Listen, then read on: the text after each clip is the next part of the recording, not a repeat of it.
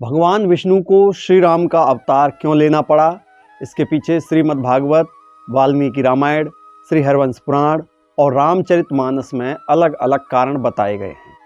मोटे तौर पर 2 शाप और 2 वरदान हैं जो श्री राम का अवतार का कारण बने। आइए जानते हैं शाप और वरदान वो क्या थे। पहला शाप जय विजय को सनकादिक ऋषियों ने दिया था।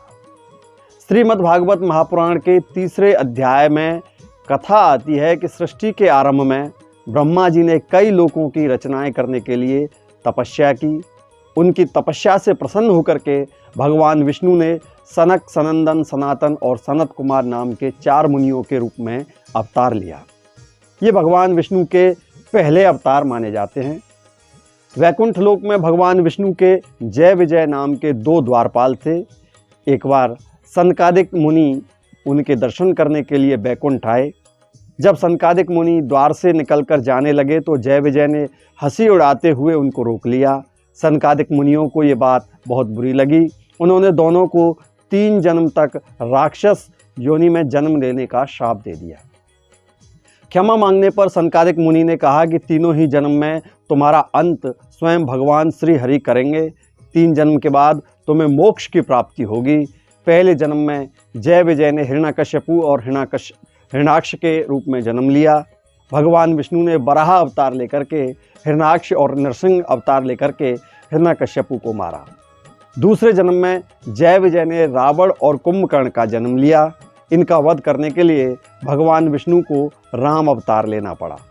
तीसरे जन्म में दोनों शिशुपाल और दंतवक्र के रूप में बने। इस जन्म में भगवान श्री कृष्ण ने इनका वध किया। तो इस प्रकार भगवान राम के अवतार का पहला कारण सनकादिक मुनियों का श्राप बना। दूसरा श्राप था नारद ने भगवान विष्णु को जो दिया था। रामचरितमानस के बालकांड में एक कथा आती है। एक बार नारद मुनि हिमालय में जाकर के तपस्या कर रहे थे। उनकी तपस्या कई वर्षों तक चली। इंद्र को लगा कि नारद मुनि अपने तप से इंद्र का पद हासिल करना चाहते हैं। इंद्र ने कामदेव को आदेश दिया कि नारद मुनि की तपस्या जाकर के तुम भंग कर दो। कामदेव वहां पहुंच जाते हैं जहां नारद तपस्या कर रहे थे। उन्होंने नारद मुनि पर काम बाण चलाए। बाणों के प्रभाव से नारद मुनि की तपस्या टूट जाती है। उन्होंने आंखें खोली और कामदेव की तरफ देखा। कामदेव को ये लगा कि नारद भी मुझे भगवान शिव की तरह भस्म कर देंगे। उन्होंने नारद से माफ़ी मांगी। कामदेव ने कहा कि मैंने ये सब हमारे राजा इंद्र के कहने पर किया है। आपकी तपस्या भंग करने में मेरा कोई हित नहीं है। मैंने बस राजा की आज्ञा का पालन किया है। कामदेव से ऐसी बातें सुनकर के नारद जी मुस्कुराए, उसे क्षमा कर दिया। माफ़ी मिल गई तो कामदेव ने कहा, मैंने भगवान शिव की तपस्या भंग की थी तो उन्होंने मुझे भस्म कर दिया था। उन्होंने काम को जीत लिया था लेकिन क्रोध से हार गए। आपने तो क्रोध को भी जीत करके मुझको क्षमा कर दिया। आप तो शिव से भी बड़े सन्यासी हो गए। ये सुनकर के नारद के मन में अहंकार आ गया। वे ये बताने भगवान शिव के पास चले गए। भगवान शिव ने उनकी बात सुनी और कहा कि ये आपने मुझको बता दिया है लेकिन भगवान विष्णु को भूल कर भी मत बताइएगा। नारद ने उनकी बात अनसुनी कर दी। वे सीधे वैकुंठ लोक को चले गए। यही बात उन्होंने भगवान विष्णु को बताई। भगवान विष्णु समझ गए कि नारद को अहंकार हो गया है, उनका अहंकार मिटाना होगा। भगवान विष्णु ने अपनी माया से एक नगर बसाया जिसका राजा था शीलनिधि और उसकी बेटी थी विश्वमोहिनी जिसका स्वयंवर होना था। नारद जब उस नगर में पहुंचे तो विश्वमोहिनी को देखकर ये सोचने लगे कि अब मुझे भी विवाह कर लेना चाहिए।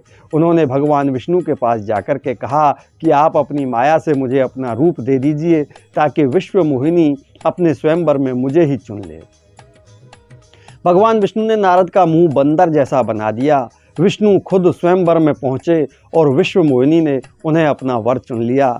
नारद पर सब हंस रहे थे। ये देख कर के नारद ने भगवान विष्णु को शाप दे दिया कि तुमने मुझे स्त्री वियोग दिया है तो तुम भी मानव शरीर धारण करके 14 वर्ष तक स्त्री वियोग में भटकोगे।